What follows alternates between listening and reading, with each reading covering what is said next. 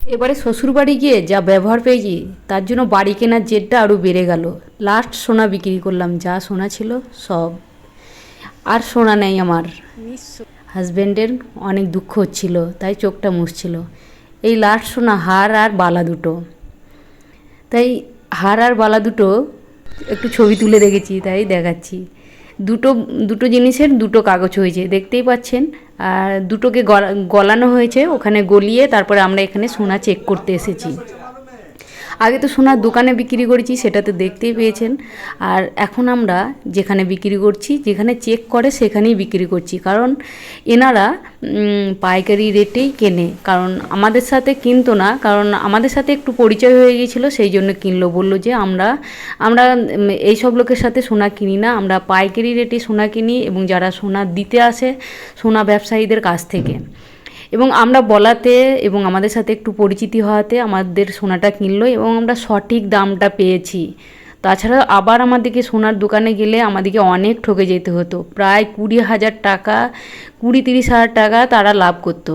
এখানে আমাদের 20-30 হাজার টাকা বেশি পেয়ে আমার এত উপকার হয়েছে। আর এই সোনাটা যখন বিক্রি করেছি তখন চলছিল আপনার 1,60,65, তখন 10 গ্রামের দাম। তখন আমি এই সোনাটা বিক্রি করেছি। আরও দাম বেড়েছিল, তখন আমি দাম বাড়বে বলে রেখে দিয়েছিলাম। যাই হোক, টাকার পরিমাণটা অনেক, যেহেতু বালা দুটো অনেকটা ওয়েট ছিল আর হারটাও অনেকটা ওয়েট ছিল।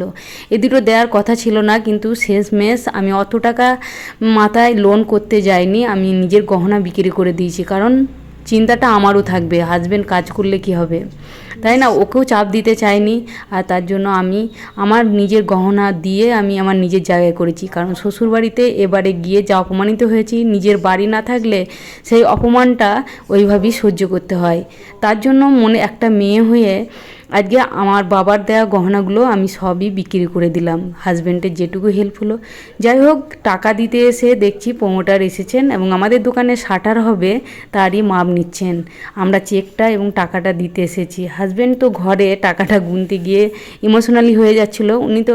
হাজব্যান্ড তো গহনা আমার নিতেই চায়নি, তবুও আমি জোর করে দিয়েছি। এদিকে রান্নাঘরটায় একটু ভুল বসিয়েছে, কারণ রান্নাঘরের টেবিলটাতে একটু সাইডে গার্ড করে দিয়েছে এবং টেবিলটা ছোট করেছে। আমি টেবিলটা বড় করতে চাই এবং গার্ডটা কেটে দিতে চাই। যাই হোক, রান্নাঘরটা আমার পছন্দ হয়নি। দেখা যাক কী কতদূর করা যায় রান্নাঘরটা ভালোভাবে করে। এখন মিস্ত্রিদের সঙ্গে কথা বলছিলাম।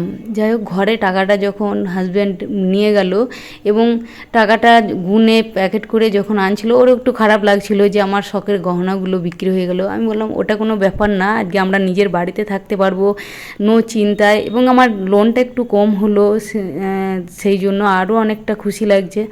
মাথার উপরে লোনটা অনেকটাই কম করে ফেলেছি আমরা সোনা দানা গহনা সব বিক্রি করে। আজকে নিজের একটা জায়গা হয়েছে, এর থেকে আনন্দ তো আর কিছু নয়। লোকের কথা তো শুনতে হবে না। শ্বশুরবাড়ি গিয়ে এবারে কেউ কথা বলেনি, পরের বাড়ি না ওটা, আমার হাজব্যান্ডের তো বাড়ি নয় এবং আমার শ্বশুরেরও বাড়ি নয়। ভিডিওটা কেমন লাগলো অবশ্যই